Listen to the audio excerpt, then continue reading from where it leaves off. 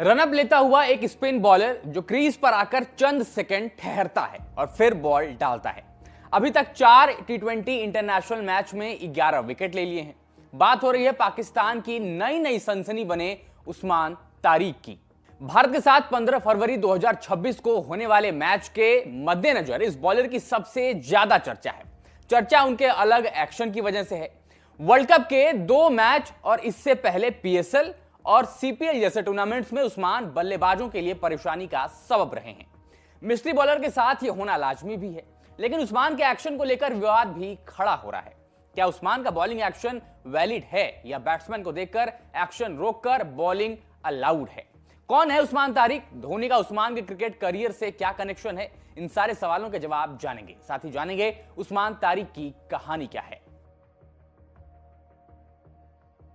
बात है साल 2016 के दिसंबर की। दुबई के एक लेबर कैंप के कमरे में 2 भाई खाना खा रहे थे। उस्मान तारिक और उनके कजिन हसीब उर रहमान। टीवी पर भारतीय क्रिकेटर महेंद्र सिंह धोनी की biopic Dhoni the untold story चल रही थी।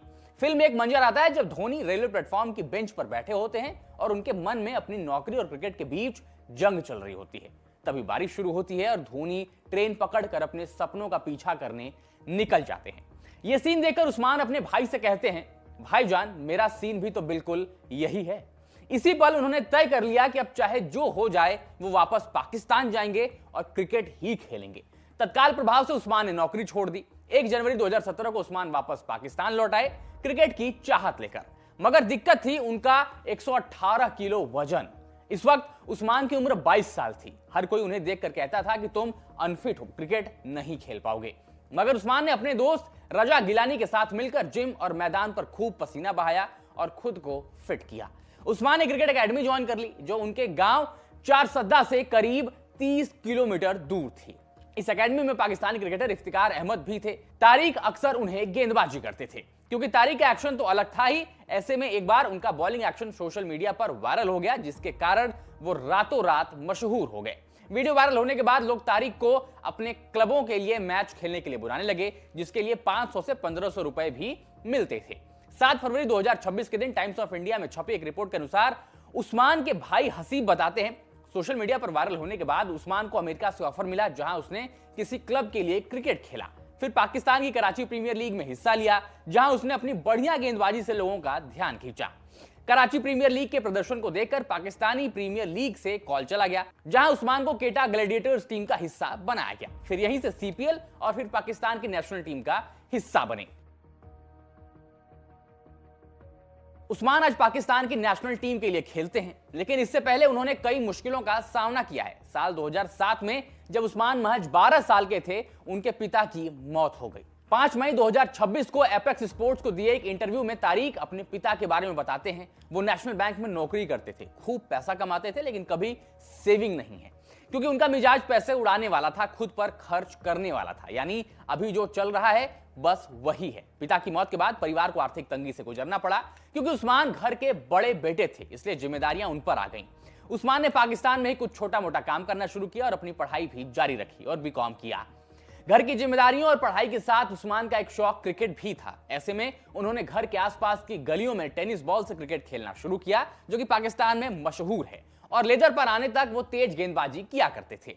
एक मैच में बॉलिंग के दौरान उन्हें चोट लग गई। मैच फंसा था तो उन्हें बॉलिंग भी करनी थी। ऐसे में उन्होंने स्पिन बॉलिंग की और 4 विकेट लिए। इस मैच के बाद उनके मामू ने उन्हें सलाह दी कि उनकी उंगलियों में जान है, इसलिए वो स्पिन ही करें।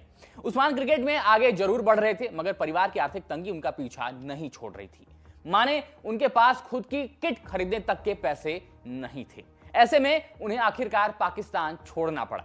सबसे पहले उस्मान काम की तलाश में अफगानिस्तान के काबुल गए, जहां उनके भाई हसीब एक एनजीओ में काम करते थे।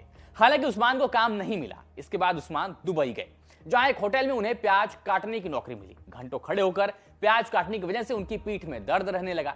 इस परेशानी के चलते उस्मान के भाई हसीब ने उसे फिर काबुल बुला लिया, लेकिन यहां फिर से उस्मान को नौकरी नहीं मिली, बल्कि पीठ की समस्या और ज्यादा बढ़ गई, क्योंकि सर्दियों के वक्त काबुल का टेम्परेचर -10 से -15 डिग्री पहुंच जाता है। सर्दी बहुत बढ़ जाती है, यानी उस्मान के पीठ में और ज्यादा दिक्कत हो गई, जिसके कारण उस्मान को पाकिस्तान फिर से लौटना पड़ा। यहां उन्होंने इस्लामाबाद में 3 साल तक छोटे मोटे कुछ काम किए। उधर 2016 आते आते उस्मान के भाई हसीब काबुल से दुबई शिफ्ट हो गए, जिनके पीछे पीछे उस्मान भी दुबई पहुंच गए। हालांकि यह भी आसान नहीं था क्योंकि दुबई में रहना बहुत महंगा है। ऐसे में नौकरी के बगैर उस्मान एक लेबर कैंप में रहते थे, जहां वो 20 लोगों के साथ कमरा शेयर करते थे। काम था नहीं, कुछ तो करना ही था। ऐसे में एक दिन दुबई में पाकिस्तान सुपर लीग की टीम पेशावर जालमी का टैलेंट हंट लगा, वहां उस्मान भी गए। यहां उस्मान ने हिस्सा लिया और बॉलिंग की। सिलेक्टर्स उनसे इंप्रेस हुए, लेकिन चांस नहीं दिया गया। मगर इसी बीच उन्हें एक ऑटोमोबाइल फैक्ट्री में लॉजिस्टिक और प्रोक्योरमेंट कोऑर्डिनेटर की नौकरी मिल गई। वहां वो अच्छी खासी सैलरी पाने लगे और अपने परिवार को सपोर्ट करने लगे। जब सब कुछ अच्छा चल रहा था तो तारिक ने दुबई में छोटी छोटी लीग्स में हिस्सा लेना शुरू कर दिया, मानो वो खुश थे। इसी दौरान एक रोज उस्मान को पेशावर जालमी से फोन आ गया कि वो पाकिस्तान आकर क्रिकेट खेलें। मगर बहुत दिनों बाद मिली नौकरी को छोड़ने का रिस्क उस्मान नहीं उठा सके और पेशावर जालमी को ना कह दिया। मगर क्रिकेट का कीड़ा कहां शांत हुआ है आज तक किसी का भी। फिर आई दिसंबर की वो रात जब उस्मान अपने भाई के साथ मिलकर धोनी की बायोपिक देख रहे थे। मोटिवेट हुए और दुबई छोड़कर पहुंच गए पाकिस्तान। फिर कैसे वो आगे बढ़े हमने आपको बताया। उस्मान तारिक अपने करियर में अकेले आगे नहीं बढ़े, विवाद साथ लेकर चले। अपने बॉलिंग एक्शन का विवाद। सबसे पहले उनके एक्शन को लेकर पीएसएल 2024 में बवाल हुआ, जब क्वेटा ग्लैडिएटर्स के मैच में ऑन फील्ड अंपायर्स ने उनके एक्शन पर संदेह जताया और रिपोर्ट किया। मैच के बाद उनका एक्शन जांच के लिए भेजा गया। आईसीसी अक्रेडिटेड बायोमैकेनिक्स लैब में उनका टेस्ट हुआ, जिसके बाद रिजल्ट में पाया गया कि उनका एक्शन लीगल है। मगर पीएसएल के अगले ही सीजन यानी 2025 में फिर विवाद हो गया। इस बार मैच ऑफिशियल आसिफ याकूब और रिचर्ड इलिंगवर्थ ने उनके एक्शन को रिपोर्ट किया और फिर वही हुआ, यानी एक्शन की जांच हुई और फिर लीगल साबित हो गए। मगर इसके बाद जब जनवरी 2026 में आईएल टी20 में डेजर्ट वाइपर्स के लिए खेलते हुए एक बार फिर उन पर आरोप लगे, तब वो खुद कैमरे पर आए और अपनी बात रखी। एक वीडियो जारी कर उस्मान ने कहा था, मेरी कोहनी पर 2 कॉर्नर हैं जिसकी वजह से मैं इसे पूरी तरह सीधा नहीं कर पाता। जब भी स्पिनरों पर चेकिंग का आरोप लगता है वो लैब जाते हैं, अपने एक्शन को बदलने की कोशिश करते हैं और सही डिग्री में फ्लेक्शन पर काम करते हैं। ये कभी कभी दर्शकों को कंफ्यूज कर देता है। मैंने पाकिस्तान में 2 ऑफिशियल टेस्ट दिए हैं और मेरा एक्शन क्लियर हो गया है। दूसरों की तरह मुझे कुछ भी बदलना नहीं पड़ा। मुझे भरोसा था क्योंकि मैं जानता हूं कि मैं गेंद फेंक नहीं रहा बल्कि बॉलिंग कर रहा हूं। मेरा एक्शन 15 डिग्री में है, टेस्ट हो चुका है। अगर ज्ञान नहीं है तो आरोप मत लगाओ, इलिटरेसी ज्ञान को मार सकती है। एक तीखा जवाब उस्मान ने दिया। ये तो रही खुद उस्मान तारिक की बात, मगर आईसीसी क्या कहता है वो भी जान लीजिए। आईसीसी के नियम में चेकिंग तब माना जाता है जब गेंद छोड़ते समय यानी रिलीज करते हुए कोहनी 15 डिग्री से ज्यादा मुड़ती है, यानी हाथ कंधे से नीचे आते वक्त कोहनी को 15 डिग्री तक एक्सटेंशन अलाउड है। क्रिकेट में गेंदबाज को गेंद फेंकना नहीं चाहिए बल्कि गेंदबाजी करनी चाहिए। आईसीसी के अनुसार अगर गेंदबाज की कोहनी कंधे के लेवल तक पहुंचने के बाद से गेंद छोड़ने तक 15 डिग्री से ज्यादा सीधी होती है तो वो इलीगल माना जाता है। इसे ही चेकिंग कहते हैं।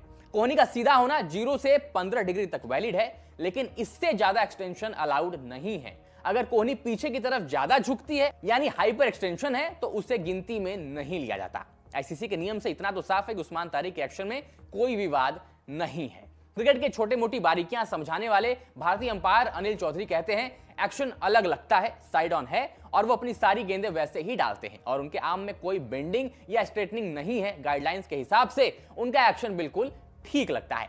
आईसीसी और अनिल चौधरी की तरह ही ऑस्ट्रेलिया के उस्मान ख्वाजा इस एक्शन को जायज मानते हैं और पाकिस्तान के पूर्व क्रिकेटर रमीज रजा भी। इतना ही नहीं, भारत के पूर्व स्पिनर रवि अश्विन ने भी उस्मान का खुलकर समर्थन किया है। अश्विन ने कहा कि अगर बल्लेबाज को स्विच हिट या रिवर्स स्वीप खेलने की आजादी है तो गेंदबाज के क्रीज पर रुकने पर पाबंदी क्यों होनी चाहिए।